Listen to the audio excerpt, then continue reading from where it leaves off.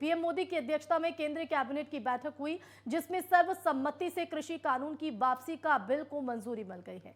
इस बैठक में हर किसी की निगाहें टिकी थी कि आगे क्या होगा।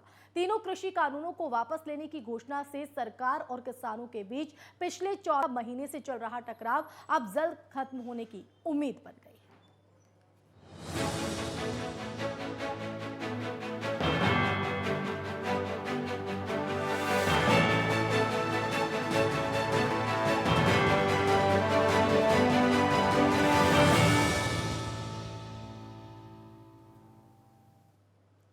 कृषि कानून पर वापसी की मुहर। दरअसल प्रधानमंत्री नरेंद्र मोदी के ऐलान के बाद तीनों कृषि कानूनों को रद्द करने की तरफ सरकार ने पहला कदम बढ़ा दिया है। जी हां, आज कैबिनेट मीटिंग में तीनों कानूनों को वापस लेने के प्रस्ताव को लेकर मंजूरी मिल गई है। वहीं सूत्रों की तरफ से कहा जा रहा है कि बैठक में कानून रद्द करने वाला बिल कैबिनेट में मंजूर कर लिया गया है। हालांकि इस बारे में अभी तक सरकार की तरफ से कोई आधिकारिक ऐलान नहीं किया गया है।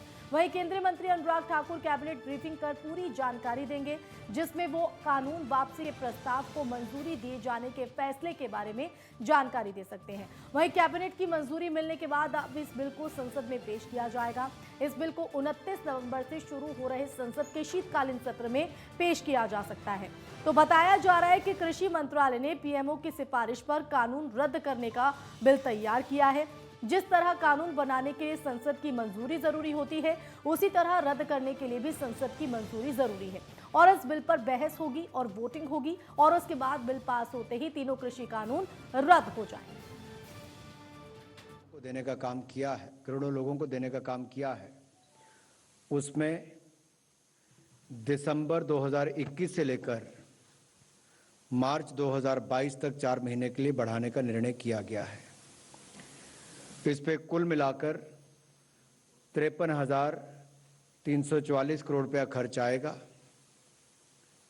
और ये जो अगले 4 महीने दिसंबर 2021 से मार्च 2022 तक इसको लागू करने का निर्णय किया गया है। और ये जो खाद्यान्न मिलेंगे, ये नेशनल फूड सिक्योरिटी एक्ट के अंतर्गत जिनको मिलता है या अंत्योदय योजना के अंतर्गत जो राशन मिलता है, उसके अलावा जैसे पहले भी दिया गया वैसे इसको भी उससे अलग से ही दिया जाएगा, उसके अतिरिक्त दिया जाएगा। और आपको ज्ञात होगा कि उस समय भी ध्यान में यही था कि कोविड महामारी के चलते कोई परिवार भूखा ना रहे। और शायद पूरी दुनिया में भारत एक ऐसा देश है जिसने महीनों तक 80 करोड़ लोगों को खाद्यान्न देने का काम किया है और इसमें अब तक 600 लाख मीट्रिक टन खाद्यान्न देने की मंजूरी दी जा चुकी है।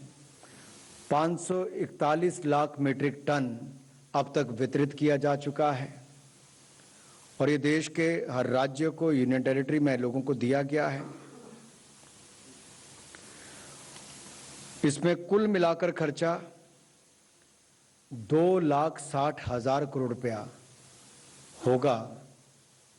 2,60,000 करोड़ रुपया ये जो 15 महीने तक हमने अन्न दिया है और अब ये 4 महीने और इसमें जोड़ने का काम किया है। उसको मिला के दूसरा निर्णय, जैसा आपको ज्ञात है कि 19 तारीख को माननीय प्रधानमंत्री जी ने गुरुपुरब के अवसर पर देश को संबोधित करते हुए ये घोषणा की थी कि तीनों कृषि कानून वापस लिए जाएंगे। और ये तीनों कृषि कानून, जिसमें पहला कृषि उत्पादन व्यापार और वाणिज्य विधेयक 2020 है, दूसरा मूल्य आश्वासन एवं कृषि सेवाओं पर कृषक सशक्तिकरण एवं संरक्षण अनुबंध विधेयक 2020 व तीसरा जो है आवश्यक वस्तु संशोधन बिल को, इन तीनों को ही वापस लेने की उन्होंने उस समय घोषणा की थी। और उसके बाद आज जब कैबिनेट की बैठक हुई तो उसमें इन सभी औपचारिकताओं को पूरा करके कैबिनेट ने तीनों बिल वापस लेने का जो औपचारिकता है उसको पूरा किया है। कुछ ही दिनों के बाद अगले हफ्ते की शुरुआत में पार्लियामेंट का सत्र आएगा और ये जो तीनों विधेयक लोकसभा राज्यसभा में पूर्व में पास हुए थे, इनको वहां पर बाकी जो प्रक्रिया वापस लेने की वो वहां पर पूरी कर दी जाएगी। धन्यवाद। तो कृषि कानूनों पर सियासी गर्मी तेज है और इस बीच अब केंद्र सरकार की तरफ से पहला कदम इन कानूनों को वापस लेने की ओर बढ़ा दिया गया है। अब तक इसका आधिकारिक ऐलान जरूर नहीं हुआ था, लेकिन अब आधिकारिक ऐलान भी अनुराग ठाकुर की तरफ से कर दिया गया है कि अब इन कानूनों को वापस लेने के लिए जो पहल है वो सरकार की तरफ से कर दी गई है। जो प्रस्ताव अब संसद में लाया जाएगा उस बिल को कैबिनेट की मंजूरी मिल गई और अब शीतकालीन सत्र पर सबकी निगाहें होंगी कि आखिर इस प्रस्ताव को किस तरह से पास करवाया जाता है, क्योंकि किसी भी कानून को लाने की जो प्रक्रिया होती है उसी तरह कानून को वापसी करने की भी एक प्रक्रिया होती है। और अब शीतकालीन सत्र पर सबकी निगाहें टिकी है, क्योंकि एक तरफ किसानों की तरफ से ये साफ कर दिया गया है कि जब तक संसद से इन कानूनों को वापस नहीं ले लिया जाता तब तक उनका ये आंदोलन जारी रहेगा।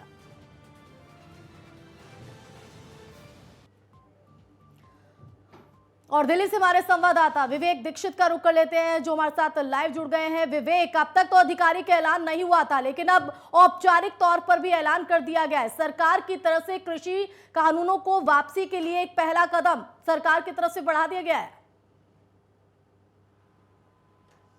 बिल्कुल आशमा, मैं आपको बता दूं, जिस तरीके से 19 नवंबर को सुबह 9 बजे राष्ट्र के नाम संबोधन किया था प्रधानमंत्री ने, उसके बाद से कहीं ना कहीं जो बिल वापसी की बात कही थी उससे किसानों के जो उसमें एक खुशी की लहर थी, मिठाइयाँ बटी थी, ढोल नगाड़े बज रहे थे। और सबसे बड़ी बात है कि लगातार उसकी प्रतिक्रिया है जो वो की जा रही है। आज की बात करें तो आज सुबह प्रधानमंत्री के अध्यक्षता में, नरेंद्र मोदी की अध्यक्षता में आज यहाँ पर जो बैठक हुई है 11 बजे सुबह बैठक हुई थी, 3 बजे तक चली है। हालांकि सब कुछ मंजूरी हो गई है, मोहर लगा दी गई, कृषि कानून को अब वापस लेने की पूरी तरीके से प्रक्रिया स्टार्ट हो चुकी है, मोहर लगा दी गई है। हालांकि सबसे बड़ी बात यह है क्योंकि इसका एक प्रोसेस होता है आशुआ, जिसको प्रोसेस पूरा करना पड़ेगा। पहले इनको विधेयक पास करवाना होगा लोकसभा में, पहले जब इसका विधेयक पास होगा उसमें जब दो तिहाई जब उसमें वोटिंग होगी तो उसके बाद ये राज्यसभा में जाएगा, राज्यसभा से फिर ये कानून मंत्रालय में जाएगा, उसके बाद ये राष्ट्रपति के पास जाएगा, उसके बाद कहीं ना कहीं उसमें मंजूरी होगी, उसके बाद मोहर लगा दी जाएगी। और यही बात समझाने की कोशिश लगातार पीएम मोदी और बीजेपी की तरफ से हो रही थी कि एक कानून को जब लाया जाता है उसकी एक लंबी प्रक्रिया होती है और वही वापस के लिए भी प्रक्रिया निभानी पड़ती है। हालांकि अब इस पहले कदम के जरिए किसानों के बीच एक विश्वास, भरोसा जगाने की कोशिश। बिल्कुल, मैं आपको बता दूं क्योंकि किसानों को विश्वास नहीं हो रहा, तो कहीं ना कहीं विश्वास को जमाने के लिए प्रयास किया गया है। हालांकि पूरी तरीके से साफ तौर पे हो गया है, कैबिनेट की जो बैठक थी पूरी मंजूरी हो गई, मोहर लगा दी गई। हालांकि अगर हम बात करें राकेश टिकैत की, राकेश टिकैत का कहना है कृषि कानून जो तीनों कानून है वो तो वापस लेने की बात है। हालांकि उनके अब तीन और मुख्य मुद्दे बन गए। उनका साफ तौर पर कहना है जो किसानों की मौत हुई, जिसमें मृत्यु हुई है, उनको मुआवजा दिया जाए। और सबसे बड़ी बात है जो कृषि एमएसपी पे गारंटी दी जाए और उसके बाद एक शहीद स्मारक बनाया जाए। तो कहीं ना कहीं जो साफ तौर पे इनका कहना है, जो किसान के बड़े नेता है, हम सिंघू बॉर्डर की बात करें या फिर हम टिकरी बॉर्डर की या फिर हम आशमा गाजीपुर बॉर्डर की, तो जो बड़े नेता उनका साफ तौर पे कहना है जब तक एमएसपी पे गारंटी नहीं दी जाएगी और 26 जनवरी तक वो ऐसे ही बैठे रहेंगे जब तक उनको लिखा पड़ेगा। हालांकि अब इस पहले कदम के बाद कितना भरोसा किसानों के बीच जगता है ये तो वक्त ही बताएगा, लेकिन शीतकालीन सत्र पर अब सबकी निगाहें होंगी। जो मुद्दे आपने गिनाए हैं किसानों की तरफ से जो उठाए जा रहे हैं वो उनकी गूंज शीतकालीन सत्र में भी सुनाई पड़ेगी। और ऐसे में यहां तो इस बिल को पास करा लिया गया है कैबिनेट की इस बैठक में, लेकिन शीतकालीन सत्र के दौरान जब ये मुद्दे की गूंज वापसी को लेकर सुनाई पड़ेगी तो वो चुनौती से भी गुजरना होगा सरकार को। बिल्कुल प्राथमिकता दी जाती है ध्वनि की। देखिए सबसे बड़ी बात यह है कि जिस तरीके से लगातार किसान बैठे हुए थे, 1 साल से ऊपर हो चुका आसमा किसानों को बैठे हुए, देश के अन्नदाता हैं। और सबसे बड़ी बात है जिस तरीके से लगातार इनकी जो मांगे थी उस पर डटे थे।